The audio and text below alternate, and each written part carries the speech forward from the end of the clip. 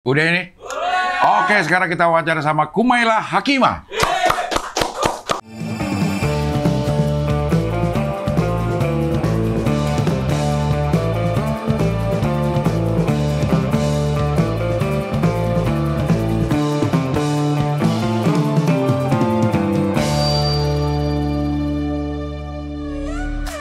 Setelah dari Jakarta, Assalamualaikum warahmatullahi wabarakatuh. Istanbul, Surabaya. Wassalamualaikum warahmatullahi wabarakatuh. Kali ini show 5 sama bakal datang ke Yogyakarta tanggal 12 April 2025. Beli tiketnya di motikdong.com. Jadi hakim yang apa artinya tuh, Mel? Kumaila Hakimah itu. Kumaila Hakimah itu Little Miss Perfect. Kayak Kumaila tuh kayak Kamil kayak instan kamil gitu. Iya, Kamil kan sempurna. Tapi kalau Kumaila itu kan feminin dan biasanya kayak buat anak-anak gitu. Jadi kayak Little Miss Perfect. Nah, kalau hakimnya kan Hakimah itu artinya apa ya? Adil, bijaksana. Cendekia gitu. Kan nama adalah doa ya. Kayaknya terkabul kan doanya. Semoga. Semoga nggak keberatan ya. Iya. Jadi Little Princess yang bijak. Little Miss Perfect kayak apa ya? Kayak cewek yang sempurna dan bijak. Maksudnya ya agak sempurna dalam arti apa ya? Bukan dalam arti sempurna yang agung, tapi sempurna yang gemes gitu. Anjay. Kalau sempurna yang agung tuh pakainya kata Kamila, atau kayak apa ya? Kayak Akmal itu juga bisa. Kalau Kumaila itu sempurna yang gemes. Benar. Kalau secara struktur bahasa gitu. Jadi gemes dan bijaksana gitu kayaknya. Oh iya benar, gitu aja ya.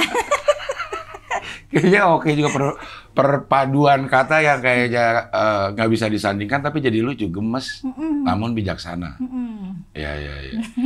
Itu udah tahu dari kecil bahwa arti kata itu sih. Tahu. Terus jadi wah juga harus jadi ya orang yang menggemaskan dan orang yang bijaksana. Sebenarnya bukan menggemaskan ya, sebenarnya sempurna, tapi sempurna dalam arti kata sempurna yang disematkan untuk anak perempuan gitu loh. Bukan. Mungkin kan kalau sempurna kita bayangnya kayak apa ya? Kayak Miss Universe. Nah, bukan sempurna yang kayak gitu, tapi sempurna buat anak-anak gitu. Itu kalau di bahasa Arab namanya isim tasghir gitu. Jadi isim apa? Isim tasghir. Kumaila, kalau yang sempurna banget itu Kamila. Gitu. Berarti akar katanya Kamil. Iya, Kamala itu. Oh, Kamala. Kamala Haris juga maksudnya itu berarti? Iya, sempurna. Artinya sempurna. Hotel Haris yang sempurna berarti dia? Haris itu artinya kiper. Hah? Haris artinya kiper? Iya, Haris. Penjaga? Iya. Penjaga yang sempurna berarti? Atau gemes namun penjaga? Iya. Kamala Haris, iya. Itu kalau Cing Abdel apa tuh? Abdel Ahrian. Abdel Ahrian, berarti hambanya Ahrian? Hamba yang pengennya terakhir gue, Mel. Oh, Ahrian itu maksudnya terakhir. Terakhir, tapi masih kebobolan satu. Bungsu nggak jadi ya? Bungsu nggak jadi. Akhirnya sekarang bungsu tetap. Karena udah meninggal. Tapi sebelum meninggal dia hidup. Iya benar. Jangan kaget. Sekarang jadi bungsu akhirnya tetap jadi bungsu. Gua tuh 8 bersaudara. Gua anak ketujuh. Di bawah gua ada satu Reta namanya yang udah meninggal. Nomor 1 Iben udah meninggal juga. Jadi gua antara nomor 2 dan nomor 7 ini lagi sering WA nih. Urutannya gimana nih? Perlu direvisi. 1 ke 2 atau 8 ke 7 gitu kira-kira.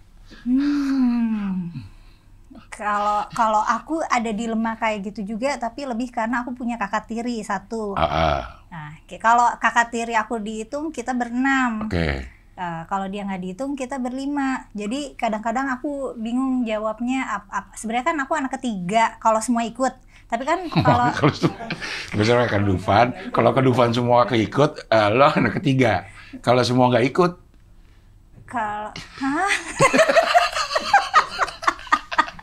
kalau semua ikut, lo anak ke? Enggak, jadi kadang ibu aku nyebut aku anak ketiga, karena kan aku anak ketiganya ibuku. Tapi abahku nyebutnya aku anak kedua. Karena anak pertama anaknya ibuku. Oke, bukan dari abah. Bukan dari abah. Oke, jadi Itu paling. kalau dari abah lo anak kedua, kalau dari ibu lo anak ketiga. Iya. Nah, aku anak tengah tuh. Tapi kalau dari ibu siapa? anak tengah. Kalau dari ibu anak tengah. Kalau dari abah? Nggak terlalu tengah. Maju dikit. Maju dikit. Iya. Tapi semuanya memang waktu kecil pesantrenan semua tuh. Hampir semua. Yang mana yang enggak? Yang enggak semua sih. Yang bikin enggak semua tuh gara-gara adikku yang di bawahku, dia baru sebentar terus dia pulang. Dia nggak betah. Ini pesantren nginep gitu beneran? Pesantren nginep, semuanya pesantren nginep. Oh. Cuman kalau ada 2 adikku yang paling terakhir, itu dia udah enak pesantrennya, udah pesantren yang kayak boarding school modern yang kurikulumnya internasional gitu. Yang terakhir? Yang 2 terakhir. 2 terakhir. Tapi dia pulang nggak betah? Oh enggak, kalau mereka berhasil stay sampai lulus. Berhasil, iya. Yang enggak itu yang tepat setelahku. Yang akhirnya dia sekolahnya ya sekolah di rumah biasa. Kok dia lo ada 3 jadinya? Iya, kan nih kan kakak tiri aku, kakakku, aku, adikku. Oh 6. Iya 6 kalau ikut semua. Kalau kakak tiriku dihitung 6. Oh, jadi ada Adikku 3. Abangku 2, semuanya laki-laki. Kumaila sendiri yang perempuan? Makanya aku paling cantik. Benar. Namun bijaksana. Cantiknya nggak sempurna ya, bukan kayak Miss Universe ya. Iya, tapi cantik menggemaskan. Nah, cantik menggemaskan dan bijaksana. Ini kayak tagline ya. Lah? Dulu kagak diajak dalam perbincangan ini, Yon. Biarin gua aja. udah kangen aja. Iya, udah kangen aja ya. Iya. Jadi semuanya memang didikannya secara religi ketat. Relatif iya. Kayak harus pakai jilbab awalnya gitu. Karena aku kan pesantren dari masuk sekolah ya, dari SD. Oke. Jadi kayak Jadi taunya pakai jilbab apa boleh buat ya, masuk sekolah, masuk pesantren pakai jilbab. Oh. Meskipun pas lagi masih kecil, kalau lagi libur sekolah, aku suka nggak, misalnya kita jalan-jalan terus aku nggak pakai jilbab, terus ibuku kayak, jilbabnya mana sayang gitu, nggak mau. Terus si ibuku nggak apa-apa ya, karena mungkin masih kecil juga. Tapi lo kan pernah ke Ancol, cuman pengen lepas jilbab gitu, ya kan? Ya kan? Bener. Tapi itu udah dewasa. Kayak gimana sih rasanya kalau misalnya rambut ditiup angin? Gara-gara aku pakai kerudung dari kecil kan. Kayak aku pengen tahu rasanya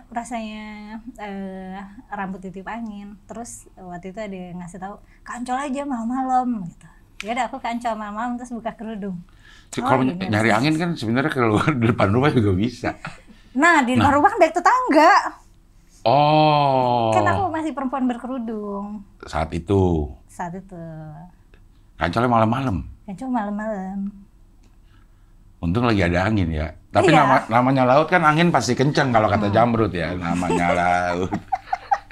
Dengerin Jamrud gak? Lagu Jamrud? Enggak ya? Coba kasih satu lagu yang paling terkenal. 30. Masih dengar? Ya. Namanya laut, angin pasti kenceng. Kayaknya masih dengar. Cuman mungkin aku kayak masih kecil sekali sepertinya. Ah, lo masih kecil denger lagu itu? Kayaknya. Berarti gue udah tua dong.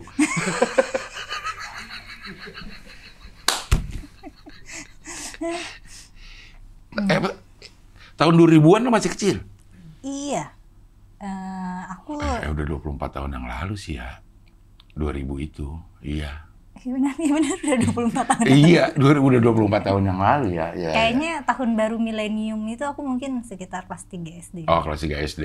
Iya. SD, SMP, SMA di pesantren. Di pesantren. Kuliah di bukan. Aku udah janji sama sama orang-orang kampus untuk nggak bawa nama alma mater ketika aku lagi ngonten. Oke, itu berarti di tit gitu. Hampir benar ya? Hampir benar, tapi tidak terlalu tepat. Tapi masih saudara. Karena itu yang laki. Betul, karena itu yang laki. Aku di tempat yang perempuan.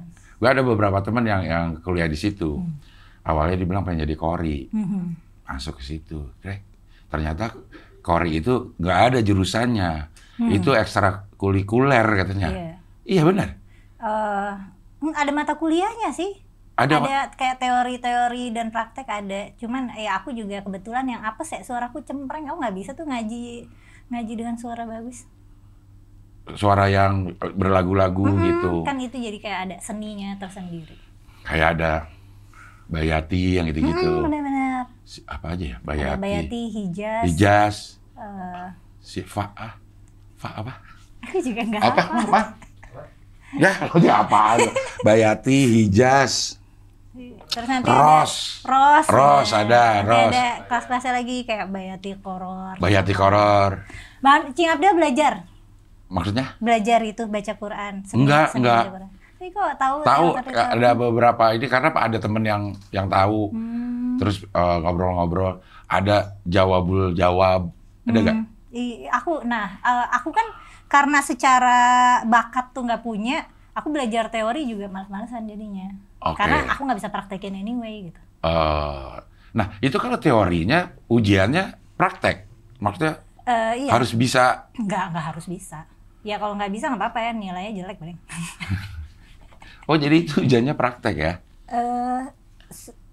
Ujian pentingnya tulis justru. Knowledge kan namanya kuliah. Itu kan bukan jurusan kori ya itu. Lagi-lagi ya emang lebih ke teorinya. Kalau yang jurusan aku ya, bukan jurusan tafsir. Tafsir tuh ada tafsir Quran, tafsir hadis. Beda. Atau tafsir belajar hadis itu adalah alat untuk menafsirkan Quran gitu. Tafsir hadis apa? Ada? Enggak? Menafsirkan hadis ada nggak? Dulu waktu aku masuk nama jurusannya tafsir hadis, tapi maksudnya itu tafsir dan hadis gitu. Oh, tafsir dan hadis. Jadi ada ilmu tafsir, ada ilmu hadis.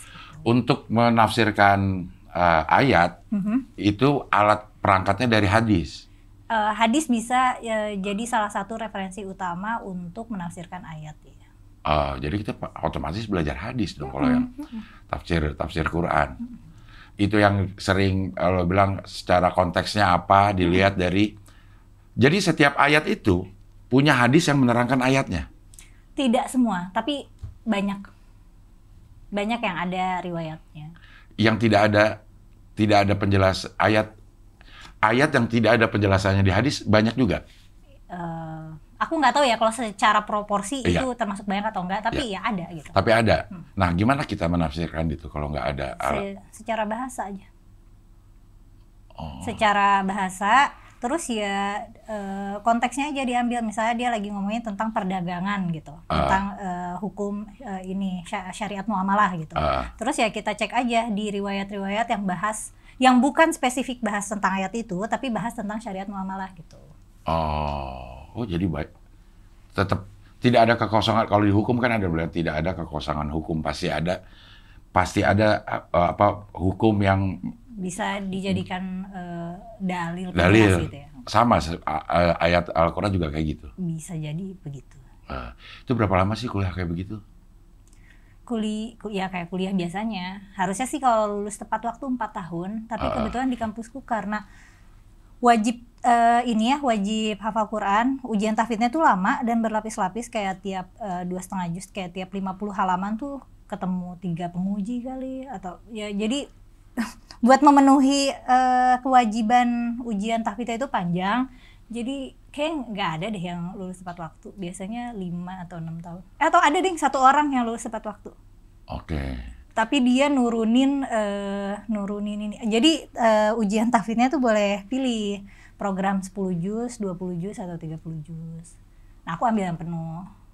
Oh, jadi lulusan tafsir itu belum tentu hafal 30 juz? Belum tentu. Karena dia mungkin aja ambil paket yang 10 juz.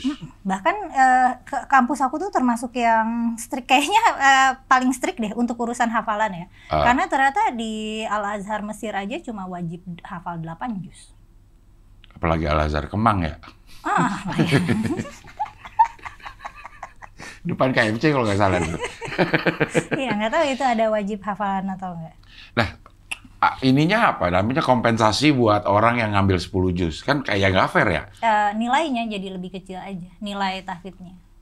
Oh, nilai tahfidznya lebih kecil.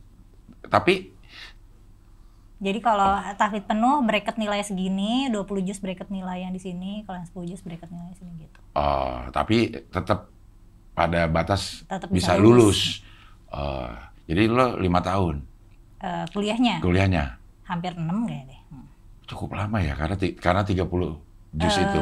Sebenarnya yang bikin lamanya bukan ujian tahfidznya. Kalau di aku ada urusan keluarga sih. Ada urusan keluarga sehingga menghambat proses belajar ya. Yang 6 orang kalau ikut semua itu urusan keluarganya. Enggak melibatkan tidak melibatkan secara langsung ke 6 orang ini. Itu.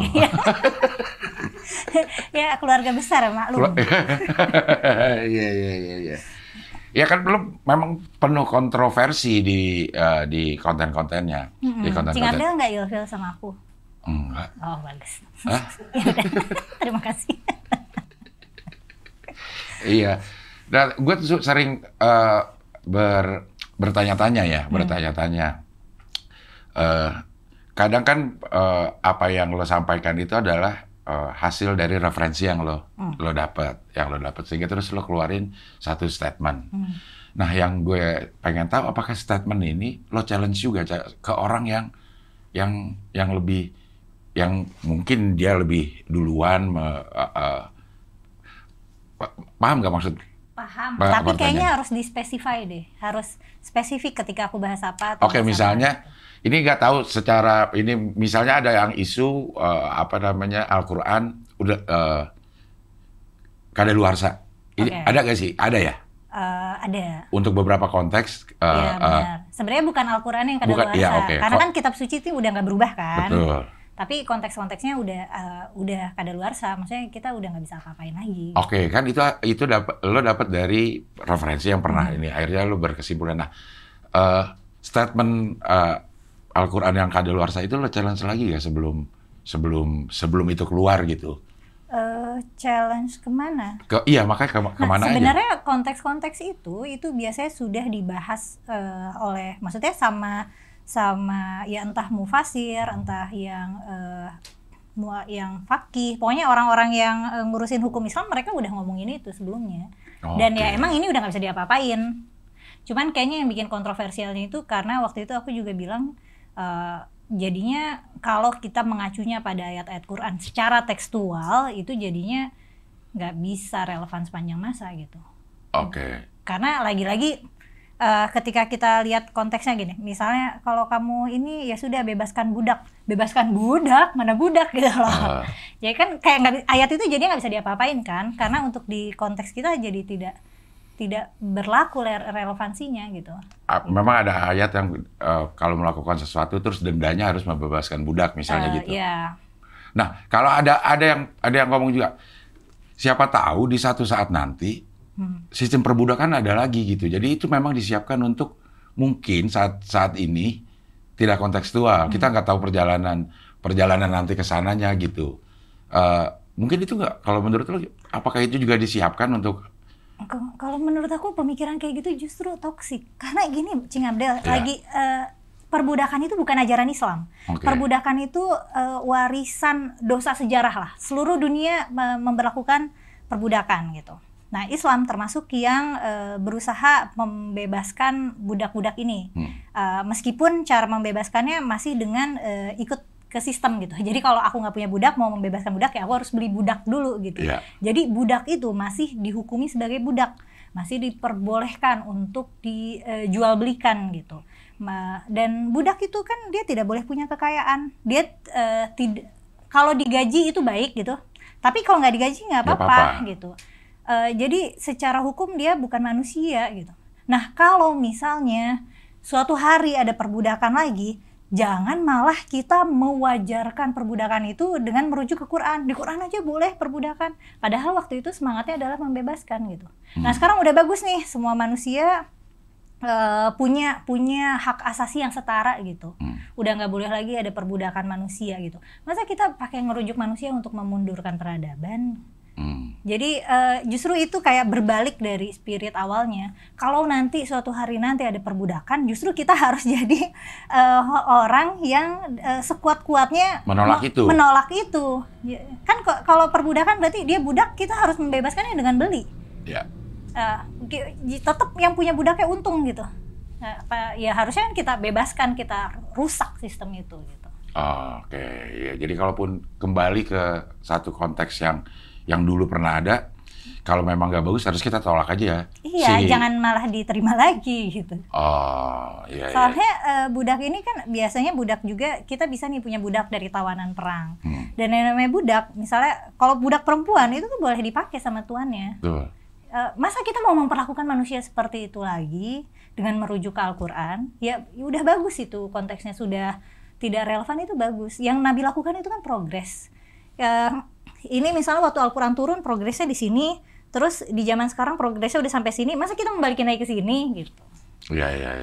Jadi memang, nah kalau menurut lo ada berapa sih konteks-konteks yang kayaknya kadaluarsa di konteks perang misalnya, karena sekarang kita sistem politiknya udah nation state ya, udah bernegara dan bangsa. Ya. Dulu kan perang-perang yang dilakukan Nabi kan banyak perang suku gitu, terus kayak perang antar kerajaan, di mana negara-negara tuh belum solid gitu secara politik. Mungkin peperangan, mungkin juga hudud kayak hukum ya potong tangan, cambuk dan segala macam. Sekarang kan negara-negara mungkin kecuali sangat sedikit sudah tidak menerapkan itu lagi gitu. Atau misalnya apa tuh yang public cambuk yang berzina dicambuk di tempat umum yang gitu kan, orang udah nggak nerapin lagi. Dan sebenarnya nggak apa-apa. Maksudnya kalau secara fikih ulama-ulama fikih bilang kalau misalnya pemerintah mau membuat hukum sendiri itu juga nggak apa-apa. Menerapkan hukum sendiri itu bukan sebuah kemungkaran gitu, bukan sebuah pengingkaran terhadap Al-Quran gitu. Oke. Terus mungkin juga jizyah, kan ada tuh orang-orang yang tidak beriman, kalau mau dilindungi pasukan muslim ya harus bayar jizyah gitu, kayak bayar upeti. Yeah. Sekarang kan nggak, ya udah nggak ada lagi, semua warga negara wajib bayar pajak gitu lah. Iya. Terus mungkin apa lagi ya? Bisa jadi poligami juga dalam beberapa konteks sosial itu udah nggak fit lagi gitu, udah perempuan-perempuan udah nggak ngelihat itu sebagai solusi gitu. Iya. Jadi sebenarnya ada itu ulama-ulama fikih yang memperbolehkan, misalnya negaranya bukan negara Islam, tapi memang mayoritas Islam, misalnya Indonesia deh. Terus dia bikin satu hukum yang berbeda dari hukuman yang sudah tertera di Al-Quran. Itu tidak diperbolehkan. Tidak menganggap si negara ini adalah negara yang ingkar sama Al-Quran gitu. Enggak, karena kan Islam itu kan luas ya. Ketika luas dan itu merangkul banyak wilayah.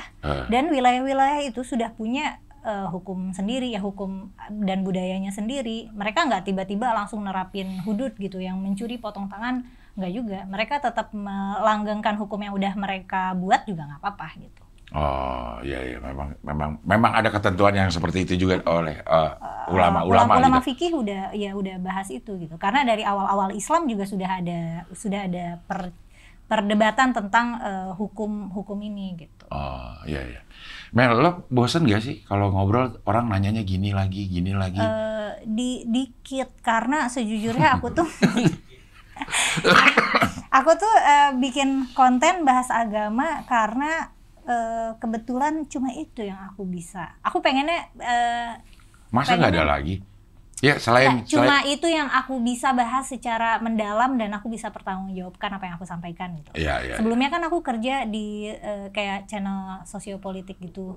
Ya aku bahas ya tentang ya isu sosial, isu politik gitu. Cuman kan aku cuma bahas di permukaan doang jadinya, karena aku nggak berani kalau mendalam, aku takutnya salah gitu. Sedangkan kan kalau urusan yang agama-agama ini kayak itu masa muda aku, emang aku belajar agama gitu. Masa muda aku habis buat belajar agama. Jadi itu yang bisa aku sharing, yang bisa aku pertanggungjawabkan. Pengennya sih Cing, kalau misalnya aku udah lebih pintar, udah lebih berwawasan, lebih berpengalaman, bahasan aku sudah meluas gitu, beyond bahasan agama dan filsafat. Tapi mungkin nanti kalau aku udah lebih pintar. Misalnya? Misalnya apa? Misalnya bahas sains atau bahas filsafat politik atau bahas filsafat etik atau bahas Tetap kebijakan berat ya. publik. Tetap berat ya. Aku pengennya Aku nggak bisa ngikutin lo kagak diajak ngobrol. Aku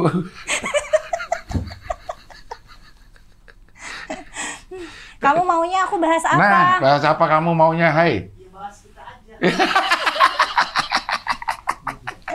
Tapi kita nggak ada masa depannya. Iya, bahas kita aja. Iya.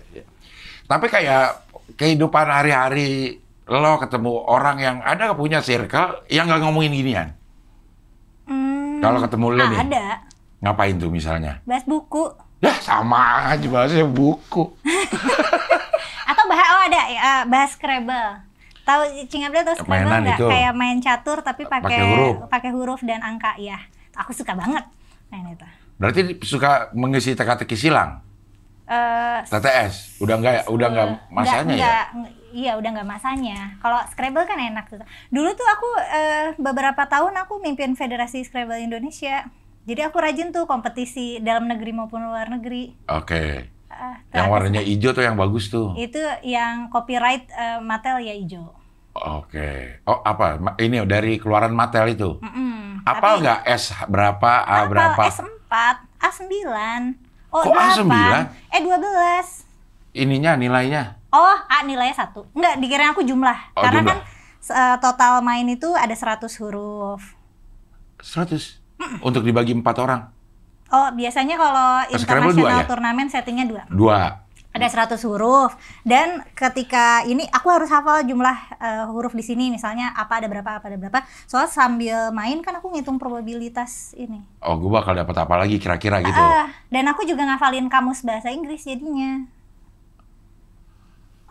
Iya. Supaya aku bisa menang. Dan menang nggak Scrabble? Paling oke,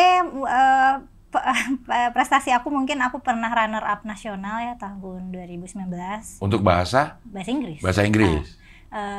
Yang internasional aku pernah di posisi kayak itu 12 atau 11 ya. Waktu itu pesertanya ada 600 gitu. Buset. Di mana itu? Itu waktu itu acara di Malaysia. Seluruh dunia itu?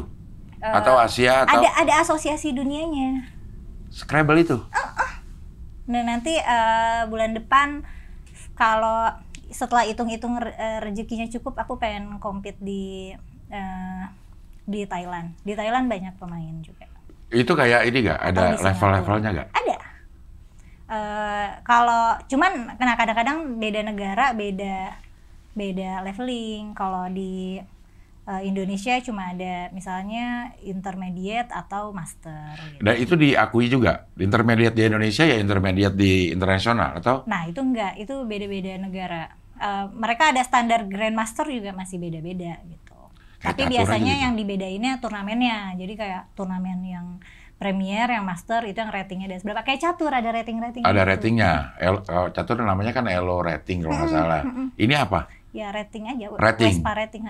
Apa namanya? WESPA itu Word English Scrabble.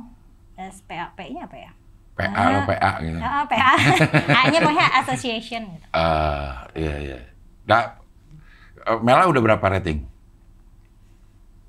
Pakai angka ya? Pakai angka, jumlah angka berarti. Kayaknya terakhir tuh 1.400, tapi bisa jadi juga udah turun. Aku Oh, bisa turun? bisa kalau kalah-kalah terus sama pemula. Bisa turun. Kok bisa kalah sama pemula? Nah, Kok bisa kalah? bagusnya tuh Scrabble tuh ada unsur judinya. Oke. Karena kan ada probability-nya yang bisa terjadi di papan itu banyak. Kan ini 15 kali 15, terus hurufnya iya, ada 100. betul. Jadi kalau misalnya kita dapat hurufnya Huruf yang yang nggak nggak- balance betul, terus, iya. atau papannya sempit banget, kadang pemula tuh dia mainnya katanya kecil-kecil, jadi papannya tuh nggak buka gitu. Itu kadang-kadang bisa kalah sama pemula kayak gitu. Papannya nggak buka. Kan harus dibuka. Ini maksudnya formasi Oh, formasinya sangat sempit gitu. Se- Jadi opsi kita main cuma di sini atau di situ udah gitu. Kalau kayak yang si catur Jawa tuh, Catur Jawa. catur Jawa yang putih-putih-putih. Apa Otelo itu? Ya, kayak Otelo gitu. Kan kita tuh kadang naro bijinya itu untuk menutup kemungkinan si lawan kita menang kan, bukan sekedar kita pengen menang aja. Di Scrabble ada juga gitu. Ada juga. Tekniknya gitu. Antar kalau gue nulis sini dia gampang nih di sini gitu. Iya. Kita bisa setup, bisa ngejebak, bisa bikin dia nggak punya pilihan lain. Itu lewat ya kalau gitu. Misalnya ini kan gantian ya. Iya. Gue misalnya nulis udah selesai, giliran Mela nggak punya kata yang bisa dimasukin. Itu gimana? Gue lagi? Atau itu kalahnya? Aku bisa minta tuker, tapi itu berarti aku nggak jalan. Jadi turn aku dikompensasi dengan aku boleh nuker. Berapa banyak? Terserah 1 sampai 7 kan 7. 7 ini. Ada yang kosong tuh kan? Iya, ada wildcardnya 2. Kosong nggak ada nilai? Nggak ada nilai, tapi kan fleksibel, bisa dipakai. Bisa dipakai buat apa aja. Ya. Jadi ada 100 itu, terus lo hafal ada berapa banyaknya? Aku rasa pemain Scrabble serius pasti hafal nih. S ada 4. Nilainya 1. Nilai 1, A 9. A nilai 1, totalnya 9. Totalnya 9. A, B, C, D. O. O ada 8. Nilainya 1 juga. Vokal 1 semua. A, I, U, E, O. Betul, vokal 1 semua. Yang paling besar? Q 10, J 8, X 8, Z 10. Z 10. Itu maksudnya untuk semua bahasa bisa? Atau itu di... Kalau Indonesia nggak punya yang resmi ya. Kan ada kamusnya soalnya. Jadi kalau misalnya turnamen resmi, turnamen internasional yang resmi itu kan udah standardized, ada format turnamennya. Dan yang dipakai bahasa Inggris, ada sih kayak Prancis, Spanyol, mereka juga punya standar sendiri. Tapi yang bahasa Inggris ya bahasa Inggris, peraturannya kayak gini, kamus yang dipakai ini. Oh, jadi kata itu harus ada di kamus itu? Iya. Kamusnya diupdate dong berarti karena ada kata-kata baru? Betul. Makanya aku senang 2024 ada updatean baru. Kata-kata baru, jadi aku punya hafalan baru buat aku hafal. Ada berapa di kamus itu kata? Waduh, aku nggak tahu ya, 100.000 kali, 200.000 banyak kok. Yang kamus Scrabble ini emang banyak pakainya Collins Dictionary ya. Dan itu lo hafal? Ya, nggak semuanya, cuma yang useful buat main Scrabble. Kan aku nggak butuh, karena Z cuma 1, aku nggak butuh ngafalin kata yang ada Z-nya 3 gitu, karena nggak bakal keluar juga. Atau aku nggak perlu ngafalin kata yang di atas, yang panjangnya di atas 10 huruf gitu. Atau aku nggak perlu ngafalin kata yang secara kombinasi itu impossible atau almost impossible. Aku ngafalinnya yang probability-nya besar aja. Yang secara acakan, ini kemungkinan keluarnya gede nih. Aku bisa dapet ini tuh kemungkinannya besar. Aku ngafalnya pakai probabilitas. Iya. Itu kan ada yang merah tuh double kalau nggak salah. Yang di papannya. Di papannya. Iya. Merah double ya. Double word. Nah. Ada yang triple malah. Iya. Ada yang terus satu kata satu kata itu dikali double atau gimana sih? Nggak ada ya? Ada yang satu kan satu ada huruf. Double word, ada double letter. Jadi ada yang satu kata dikali 2, ada yang satu kalimat dikali 2 gitu. Gue udah lama bener tuh nggak main. Main sama aku? Bawa nggak? Ya enggak. Ya. Ini juga itu cukup menantang juga ya. Dalam 7 kata ini, lo pernah nggak 7-7 bisa kepake? Sering lah. Hah? Sering? Ya karena kalau pemain Scrabble serius, aku ngafalin direktori kata-kata yang 7 huruf dan 8 huruf supaya keluar gitu, supaya bisa keluar semua. Kan lumayan skornya. Iya.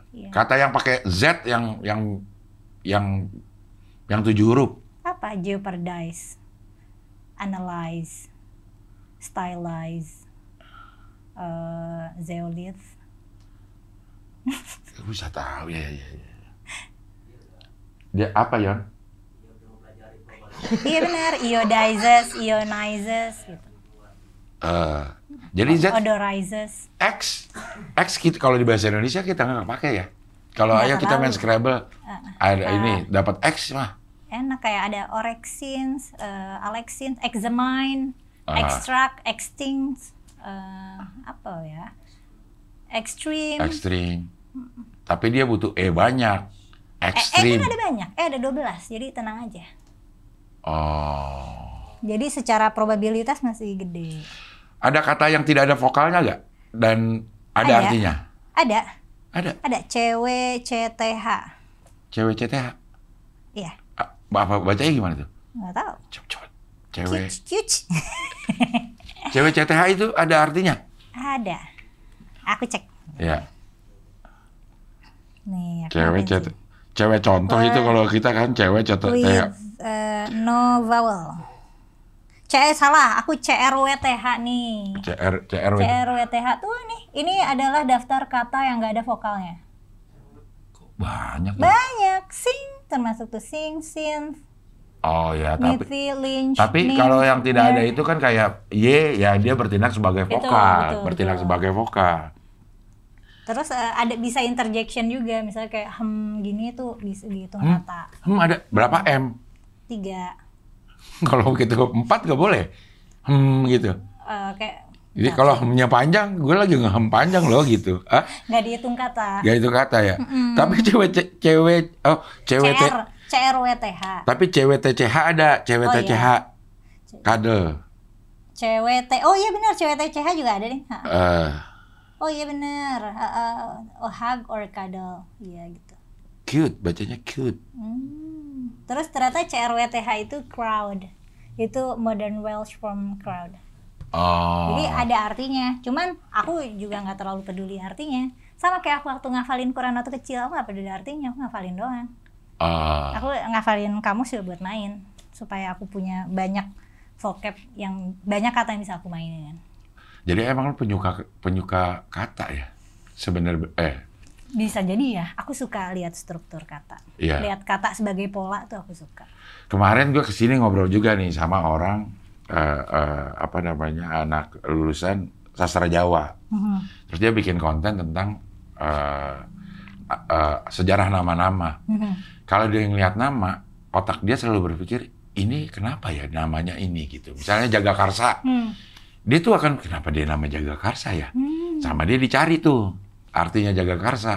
Kalau lo nggak kayak gitu? Kalau aku lihat Jagakarsa, aku akan anagramming itu bakal dapat kata apa aja ya. Misalnya Jark, Jaga, Jakes, Karga nggak bisa. Karga nggak ada gitu. Karsa. Misalnya ini, Sarkas. Semarang.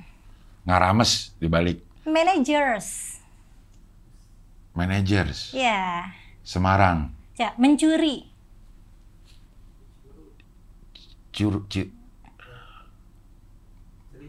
Cerimun. Mencuri apa? Numerik. Oh, dia ke bahasa Inggris sih, gue ini ke bahasa Indonesia.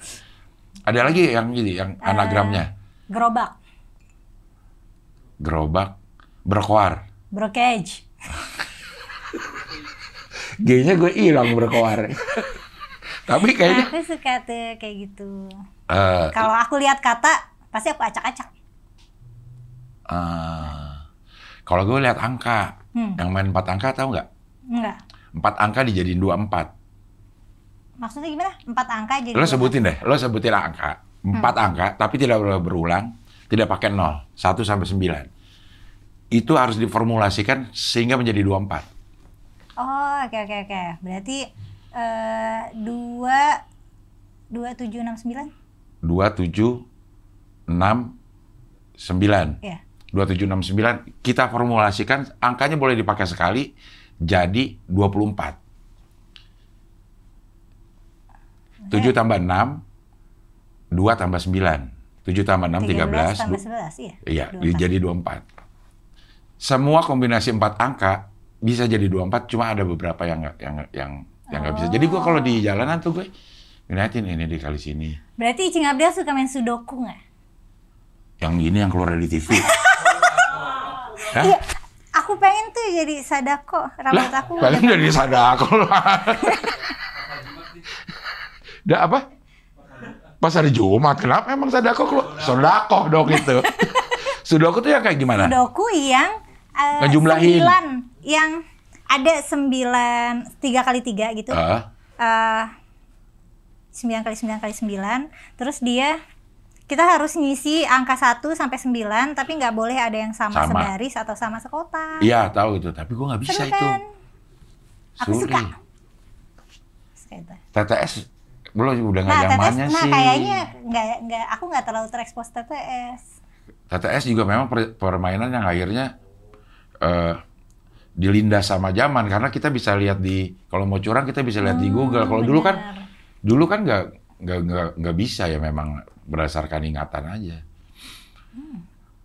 Makanya Scrabble juga harus selalu offline. Kalau mau di rating gamenya tuh harus offline. Ada lomba online, tapi biasanya nggak di rating karena chance untuk curangnya gampang banget. Tinggal cek kamus. Sekarang yang untuk bersenang-senang deh, nggak usah pakai mikir kegiatan lo tuh. Scrabble. Itu kan pakai mikir. Iya sih, teman aku juga bilang kalau lomba Scrabble tuh itu kan dari pagi sampai sore ya. Kayak bisa 7 round sehari, 10 round sehari. Tapi itu hiburan buat aku. Terus juga keluarga aku suka kayak Mela ngapain ke Singapura sehari doang pulang gitu. Terus jalan-jalan kemana? Enggak kemana-mana, aku cuma ke venue main Scrabble terus aku pulang. Apa? Nanti boros. Kalau ke mall nggak suka belanja? Suka tapi tidak bijaksana untuk keuangan. Bahkan tidak sesuai dengan nama lo. Kalau lagi pengen seneng-seneng ya kadang iya, cuman kadang-kadang tuh aku suka yang lucu-lucu kan. Lucu mau beli. Lucu mau beli terus nanti kan pas udah pulang aku merenung, sesungguhnya aku tidak membutuhkan barang-barang ini gitu. Radit bilang tuh kalau kayak gitu lo coba check out dulu. Masukin keranjang. Tapi jangan di check out dulu. Nah itu aku di Shopee dan Tokopedia. Lihat besok, masih pengen nggak? Oh, oke. Kalau masih pengen, ya itu memang lo butuh. Iya, tapi kayaknya itu works. Karena di Shopee dan Tokopedia aku, keranjangnya banyak sampai kalau aku mau masukin sesuatu lagi, tidak bisa memasukkan barang lebih dari 200 toko. Oh gitu. 200 toko? Gila lu 200 toko. Tapi nggak ada yang aku check out, emang cuci mata doang. Nah, tapi kan itu di HP ya. Kalau di mall kan kita enak. Kayak, Mbak aku mau ini ada ukuran aku enggak. Mbak ini antingnya ada yang warna pink enggak gitu. Terus karena bisa interaksinya. Kita bisa interaksi, bisa nyoba kayak ih cakep ya, aku mau gitu. Nanti pas nyampe rumah kayak aku kan tidak membutuhkan baju baru gitu. Iya. Tidak bijaksana kalau sering-sering. Apa sih dorongan yang berasa untuk kayaknya gue harus beli dah gitu. Lucu. Ini nih. Lucu tuh gimana sih maksudnya? Gemes. Karena Kumaila ya, gemes. Begitu belanja lo gemes namun tak bijaksana. Iya, kalau udah gemes jadi nggak bijaksana lagi. Padahal kan ini uangnya bisa untuk masa depanku gitu. Anjay. Malah aku pakai misalnya beli anting lucu atau baju lucu gitu. Tapi kan itu kepake. Iya. Kayak istri gue nih, gue ngerasa sih menurut gue kecanduan ini deh online. Karena walaupun nggak ngaku ya kalau gue bilang sih, tetap nggak ngaku enggak kayak gini. Karena dia udah nggak nungguin apa yang dia beli. Jadi begitu di bawah ada paket, ini apa nih? Dia nggak tahu. Berarti kan lo kagak butuh-butuh banget. Aku juga kayaknya gitu deh. Nah. Kayak, emang aku beli ini ya? Nah, kalau beli, gue tungguin tuh. Sebisa mungkin yang bisa instan ini. Kadang ada lo beli, harga 200.000. Terus ada ongkos kirim. Ongkos kirimnya lo pilih yang paling murah. Harganya padahal segitu. Itu menurut gue nggak penting. Gue udah bilang nih ke bini gue, kalau lo milih yang nyari ongkir murah, ya itu berarti lo nggak padahal beli barangnya barang mahal gitu. Iya. Harusnya keputusan paling gedenya di barangnya itu ya. Iya. Tapi aku sama kayak Bini Cing Abdel kayaknya deh kelakuan online-nya. Nanti kayak pas udah datang, paket emang aku beli apa ya? Taunya inian holder HP lucu. Aku beli gini atau beli patung anjing lagi yoga gini. Oh iya aku beli ini ya gitu. Anjing yoga. Ada anjing pilates, ada nggak anjing pilates? Nanti aku cari dulu. Iya, kayak apa ya, keinginan sesaat sebenarnya itu. Iya, sebenarnya karena aku check out gitu. Oh, iya. Tapi lu udah 200 toko, berarti lu mah kayaknya lu lebih dari bini gua dah. Masa sampai 200 toko Tapi sih? kan nggak ada ya yang di check out dikit. Iya, tapi kan iya. Nggak bahaya. Jadi ini udah 200 nih, nggak Hah. bisa masuk. Ya gue check out dulu deh beberapa. Oh, enggak Ya, sih, enggak? jadinya aku hapus semua biasanya. Karena itu kan buat aku emang tujuannya buat cuci mata. Jadi kalau aku udah nggak bisa masukin barang ke keranjang lagi, nanti aku hapus semuanya. Cuman hapus semuanya tuh harus pindah dulu ke desktop. Pindah login Shopee-nya di komputer, nanti hapus keranjang, aku bisa main cuci mata lagi dari awal gitu. Oh, iya. Tapi kan kemungkinan dari 200 itu 10% aja udah 20 toko yang lo beli. Mungkin nggak dari segitu? Semuanya lo langsung hapus atau yang Semuanya ini? enggak. Iya, langsung aku hapus. Karena kalau yang aku butuh beli ya pasti aku langsung beli. Iya. Yang dari 200 toko itu yang sampai keranjangnya penuh itu biasanya barang-barang lucu yang sebenarnya aku nggak butuh, misalnya jam tangan lucu, anting lucu gitu. Atau yang sifatnya kosmetik lah, aksesoris, pakaian yang kayak aku nggak mau kehilangan ini, ada perasaan nggak mau kehilangan ini, jadi aku masukin aja ke keranjang gitu. Iya.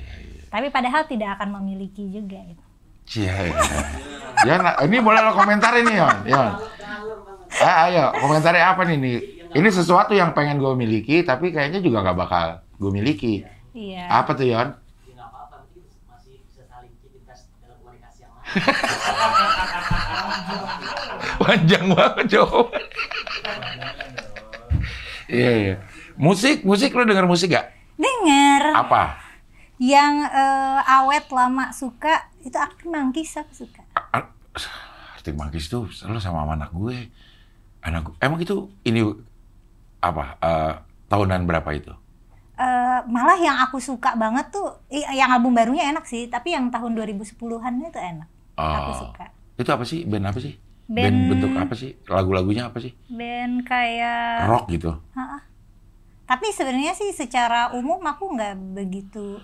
Mungkin waktu remaja kali ya, zaman-zamannya Green Day, My Chemical Romance gitu. Kalau sekarang Green Day itu yang ketua umumnya Prabowo. Gerinda. iya benar. Iya. Kalau sekarang nggak deh. Ada yang aku suka banget, Billie Eilish. Suka banget Billie Eilish. Birds of Feather terakhir. Yang lama-lama? Ya, Billie Eilish yang lama-lama suka juga. Enggak, Soalnya penyanyi-penyanyi lama, penyanyi-penyanyi. Penyanyi lama, Agnes Monica zaman sedih. Agnes Monica lo anggap penyanyi lama? Iya. Iya. Pak Agnes Monica waktu dia masih sedih, lagunya masih sedih. Matahariku. Iya. Terus apa tuh yang Jerah, Ada tuh. Cinta Sejati. Itu aku suka. Ada tuh ya, aduh enak banget juga tuh, cuma gue nggak tahu judulnya deh. Coba nyanyiin. Ya, ayo coba yang slow apa dia? Yang slow. Bukan yang sama Ahmad Dhani, dia yang sendiri. Bukan yang bukan itu. Jerah bukan? Jerah yang gimana? Dekat kamu yang aku mau. Iya itu tuh, Salam Hangat. Salam Hangat. Bentar ya, gue lihat nih. Lo suka gak lagunya nih? Agnes. Pokoknya Agnes Monica sebelum jadi Agnes Mo. Aku suka. Sebelum. Kalau Agnes Mo tuh terlalu gitu. Ya betul. Nggak terlalu masuk di aku. Yang gitar doang. Gitar doang. Udah deh. Oke, selain Agnes Monica. Ada nggak kita irisan nih dalam musik? Cing Abdel kalau nyebut penyanyi lama tuh siapa? Rolling Stones, Queen. Oh, kayak itu kelamaan. Maksudnya aku Nggak usah pakai maksudnya ya. enggak, sama aku kayaknya enggak terlalu bersentuhan kultur musiknya kayak Queen, Metallica tuh kayaknya waktu itu aku belum terlalu terpapar. Yang musik lama di aku tuh mungkin masuknya kayak Muse, Paramore, My Chemical Romance ketika mereka lagi jaya-jayanya. Dewa. Dewa. Itu lama atau enggak? Iya, Dewa lama. Dewa itu band lama buat lo. Ungu, lo dengerin juga? Ungu lama. Nah, itu yang Fedi Nuril apa Garasi. Garasi. Aku suka Garasi. Iya. Elemen. Elemen lama. Bragi tau Bragi. Waduh, aku nggak tahu Bragi. Bragi. Abstrak. Ikan Nurjana. Suaminya Mas. Cangcuters. Cangcuters lama. Lama. Bragi lo nggak tahu? Nggak Ada tahu. yang Aldi Bragi. Aldi Bragi. Nggak tahu. Bisa jadi aku yang wawasan musiknya terbatas. Wayang. Wayang kayaknya pernah denger. Dongeng sebelum tidur. Oh, masih dengar. Bapak-bapak, ibu-ibu, siapa? Wali itu. Tahu. Itu mah kayak masih produktif. Masih produktif. Best Jam. Bukan Pujangga. Masih dengar. Tapi kayak masih kecil banget. Itu kayaknya masih sekelasnya Andre Taulany waktu masih nyanyi. Stinky. Iya, ya nggak sih? Iya. Itu aku masih kecil banget. Kan di Tapi udah pesantren. denger. Nah, tambah lagi di pesantren. Jadi nggak terlalu apa Terpapar. ya? Dan aku termasuk pesantrennya tuh yang lumayan isolated sih. Ya, aku tuh dulu waktu remaja kayak langganan majalah fashion aja disitain. Kalau Nggak boleh. kaset-kaset tuh disita, kan masih pakai Walkman ya, kaset pita itu juga disita. Tapi sebenarnya mereka punya stasiun radio sih, tapi pesantren itu tuh Nggak muter lagu. muter lagu. Nggak tahu deh, nggak konsisten. Tapi sekolahku bukan ini ya, bukan tempat yang mengharamkan musik secara mutlak, enggak. Ada band sekolah ada. Ada bandnya juga. Ada. Tapi bukan ada band. Iya. Ada band lo tahu nggak? Tahu. Tahu ya. Ada band tapi bukan ada band ya. Iya. Ya cukup moderat dong sebenarnya. Iya, cukup modern. Si pesantrennya ini. Pesantrennya. Tapi aku juga pernah di pesantren yang tradisional. Waktu yang mana nih? Waktu jadi Tingkat apa? lulus SMP, aku nggak langsung SMA. Aku kayak tradisinya tuh namanya tabarukan dulu. Jadi aku ngaji ke guru-guru lain gitulah. Kayak 3 bulan 4 bulan hatam pindah, 3 bulan 4 bulan hatam pindah. Pindah pesantren. Pindah pesantren. Jadi kayak kalau tabarukan tuh secara literal artinya kayak mengambil berkah gitu. Jadi supaya aku gurunya banyak aja gitu. Itu atas kesadaran sendiri atau memang? Permintaan ibuku sih. Dan waktu itu juga aku kayak ya nanti teman-teman sekolah melang enggak dong. Nah tapi habis itu aku SMA-nya ikut program akselerasi. Jadi masih ada program akselerasi itu? Relatif baru waktu itu. Iya. Jadi SMA 2 tahun. Sama jadi lurusnya sama yang tidak ambil tabaruk. Yang tidak tabaruk juga tidak apa-apa sebenarnya. Sebenarnya enggak. Nah, yang tabarukan ini kan karena aku hafal Quran kan, Cing Angel. Jadi supaya hafalanku ini bukan cuma didengar sama guru-guruku di sekolah, tapi juga di sekolah lain gitu. Jadi udah lulus di institusi tahfidz yang lain gitu loh. Ibu aku pengennya begitu. Jadi ijazah banyak dong? Banyak, ijazah tahfidz banyak. Ijazah tahfidz itu banyak dari beberapa pesantren? Dari beberapa pesantren. Di Pulau Jawa semua? Atau keluar-keluar? Semua Pulau Jawa. Tapi yang paling baru ya dari kampus. Yang paling baru. Dan emang yang sistem lembaga tahfidznya paling strict juga dari kampus. Berarti di pesantren ya NU pasti ya? Maksudnya ada kayak tarekat-tarekat gitu, ada nggak pesantren yang tarekat? Ikut ada nggak sih pesantren? Ada, cuman kayaknya di pengalamanku enggak sih. Nggak ada yang bertarekat secara harusnya ke tarekat itu aja gitu. Tapi apakah ada guru-guru yang bertarekat? Ada gitu. Cuma itu nggak dijadikan tarekat buat sistem pengajaran atau sistem pendidikan di situ gitu. Ya sebenarnya sama aja, ada juga pesantren yang tarekat dan hafiz gitu. Maksudnya ada program untuk hafiz. Aku nggak tahu. Kebetulan pesantrenku emang pesantren hafiz. Meskipun pesantren Al-Qur'an ya. Setahunnya tuh mungkin karena itu pesantren modern ya, sekolah juga. Setahun tuh paling yang wisuda Quran cuma 1, 2, 3 orang gitu. Nah, kalau yang di pesantren tradisional itu banyak penghafal Qurannya. Karena mungkin mereka nggak sekolah. Nah, nggak sekolah tuh maksudnya? Nggak sekolah formal. Nah, kalau di pesantren lo Mel, ada sekolah belajar matematika. Iya. Sekolah formal, jadi ada sekolah formalnya, baru sekolah siang, sekolah sore itu kita ngaji kitab, belajar fikih, belajar nahwu shoroh, gitu. Berarti lebih lama dong jam sekolahnya. Kita belajar di jam 4 subuh. Hah? Jam 4 itu udah ada program bahasa. Terus sholat subuh, habis sholat subuh ada majelis Quran, kita ngafal Quran. Habis itu masuk sekolah jam 7, pulang 12:30, masuk lagi 12:30 tuh buat kelas tahasus, buat ngaji kitab.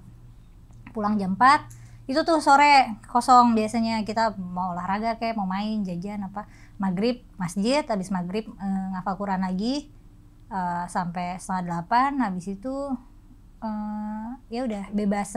Sebenarnya bebas, cuman kebetulan ibu asrama aku tuh dulu galak, jadi wajib belajar malam gitu. Sehabis Isya belajar lagi? Belajar sendiri atau ada kelasnya? Belajar sendiri, tapi diawasin gitu. Tapi kalau aku pernah sama ibu asrama yang lebih longgar, ya kita boleh aja baca komik atau baca novel, baca majalah. Dari mana tuh komik, si novel? Beli di kota. Beli di kota, di mana waktu itu? Di kampung? Di kabupaten. Jadi kalau kita keluar ya ke kota, ke toko buku Gunung Agung. Tapi itu boleh? Kalau kaset-kaset disita, majalah-majalah fashion disita? Nah, kadang-kadang kan ada guru yang permisif, yang ya udah gitu. Nah, cuman suka tiba-tiba ada razia aja. Gitu. Tinggal boleh benda-benda barang-barang dari luar. Kayak buku nggak boleh dari luar. Sih. Nah itu juga nggak jelas ya kadang. Kadang ada buku yang dibolehin, ada yang enggak. Novel-novel tuh boleh, tapi kadang-kadang ada novel-novel yang disita. Jadi kayaknya nggak terlalu konsisten. Terus kan sementara itu aku juga masih bisa pinjem buku di perpus. Perpus ada? Ada. Buku-buku pop apa namanya? Bukan buku agama lagi tuh. Bukan, iya. Banyak kok ininya koleksinya. Terus karena aku suka baca, aku waktu itu ceritanya termasuk anak yang waktu itu ada rewardnya deh kalau nyumbang buku ke perpus, kayak ada rewardnya gitu. Aku termasuk yang nyumbang buku paling banyak, dan aku nyumbang buku termasuk yang ini ya, kayak ciklit kayak novel remaja cinta-cintaan yang apa sih lo, ini cowok gue, yang gitu-gitu. Cerita-cerita yang kayak gitu pada zamannya kan populer. Kan di buku nggak ada tuh. Kayak Dealova gitu. Kan di buku tuh nggak ada tuh gerakan kayak lo tadi, apa sih lo gitu. Itu lo kalau baca buku, lo bayangin dia lagi dialog, terus gerakannya yang kayak lo tuh barusan. Ya kan kayak sinetron, kita kan tahu sinetron juga gimana. Beda lo emang sama gue mah. Baca buku ya kalau ada dialog lagi ini ya udah, nggak sampai ngebayangin act out-nya tuh kayak gimana gitu. Dulu aku suka itu, ada penulis novel namanya Estiki Nasih, dia nulis cerita remaja gitu, cerita percintaan remaja. Pas sudah dewasa aku baca lagi kayak buset, aku waktu remaja terhibur loh ngelihat drama-drama kayak gini. Iya ya kadang-kadang memang ada. Terus bahasanya juga kayak lo gue yang berlebihan gitu loh, yang ekspresif banget. Tapi ya kan, ya namanya juga emang dia pasarnya remaja.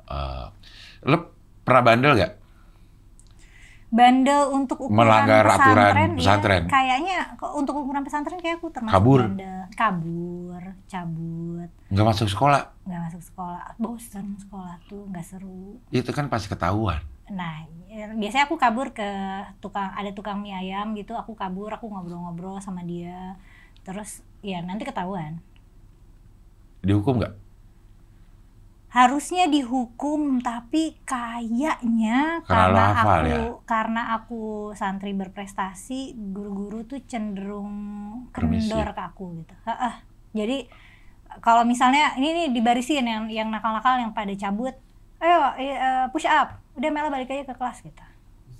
Bisa jadi karena aku perempuan, atau bisa jadi karena kan ada yang bilang kayak kamu kok Mela boleh masuk kelas Pak gitu. Ya kalau misalnya kamu bisa ranking 1, saya juga bolehin kamu ke kelas gitu. Kan digituin. Jadi kayaknya ada itunya di situ. Nakalnya nakal kayak gitu sih sebenarnya. Bolos ke tukang mie. Bolos ke tukang mie. Atau ya pokoknya penjaga-penjaga kedai di sekitar, kan kayak ada warga sekitar yang berdagang. Nah aku ngobrol, biasanya ngobrol aja. Karena aku bosan di kelas. Bosan karena ini gampang nih gitu. Ada loh orang yang kayak gitu. Sejujurnya zaman aku sekolah itu aku merasa sekolah sangat membosankan. Dan kebetulan aku ranking 1 terus gitu. Tapi bisa jadi bukan karena aku yang terlalu pintar ya, bisa jadi sekolahnya juga kurang kompetitif. Karena kalau kan aku suka ikut olimpiade gitu. Ya kalau ikut olimpiade gitu, maksudnya kalau regional gitu tingkat kecamatan, kabupaten masih bisa menang, tapi kalau udah masuk ke provinsi, nasional ya biasanya aku kerujak juga gitu. Ini olimpiadanya di mata pelajaran umum. Mata pelajaran umum. Meskipun aku juga suka ikut MHQ itu ya. MHQ itu? Musabaqah Hifdzil Quran. Jadi kayak lomba hafal Quran. Lomba hafal Quran. Kalau tahsin apa sih? Tahsin itu ya baca Quran dengan benar. Bukan, satu lagi tuh. Tahrir. Murotal. Bukan.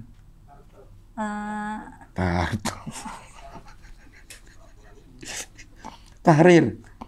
Takrir. Apa? Jadi kalau misalnya gue tuh lumayan sering ikut acara yang sebelumnya ada yang baca Quran dulu. Terus ada nih satu sesi namanya bukan tilawat, bukan ngaji indah, bukan. Apa ya, tahrir, bukan? Nggak tahu. Tahrir. Tartil. Bukan, tartil mah tertib, membacanya bagus. Tashhir. Tahsir. Ya. Aku juga lupa. Ya ada. Nah itu tahu kan ada kan? Tahu. Bukan ini bukan yang baca yang baca indah, tapi baca aja gitu. Tapi baca aja. Itu ada juga itu. Tapi nggak ada lombanya kan? Oh itu nggak ada lombanya. Menang baca Quran indah pernah nggak? Enggak, karena aku suaranya cempreng, jelek suaraku. Jadi kalau hafalan masih bisa kompetisi. Nah cuman kalau misalnya MHQ level dewasa itu biasanya mereka menilai keindahan suara juga ya. Aku nggak bisa compete di situ.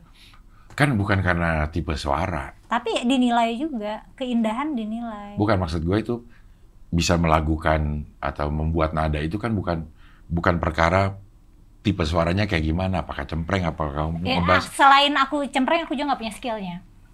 Buta nada lah gitu. Bukan buta nada sih, aku nggak bisa misalnya kayak Bayati harus menjaga tetap rendah, terus gimana? Aku nggak bisa ngatur itu. Itu kan harus nada itu harus diabstraksi ke ayat kan. Beda kayak kita lagu kan nadanya gitu-gitu aja. Nah, gimana kalau lagu nada itu kita pakai ke lagu lain? Nah, itu kan susah. Iya. Lagu itu kita pakai buat lirik lain gitu. Dalam waktu yang bersamaan, Quran juga kan punya aturan tajwid. Maksudnya mereka punya penekanannya sendiri, panjangnya, rendahnya, penekanan. Terus kita harus pakai jenis nada tertentu. Iya, itu buat aku sulit gitu. Kayaknya aku kayaknya itu butuh bakat juga deh. Karena ada teman-teman yang natural gitu kayak langsung bisa. Iya. Sementara aku kayak bingung. Iya. Gimana gitu. Iya. Terima kasih Mela sudah hadir di sini. Terima kasih Cik Alda. Kayak langsung kelar juga gitu. Wajah paling sumringah selama podcast ini. Ya, terima kasih Mela. Aku kayak terima kasih Cik Alda. Iya, mudah-mudahan sehat terus. Sehat terus. Yang direncanakan bisa jadi kenyataan. Amin. Oke, kalau gitu sampai ketemu lagi di wawancara dengan tamu-tamu berikutnya. Oke.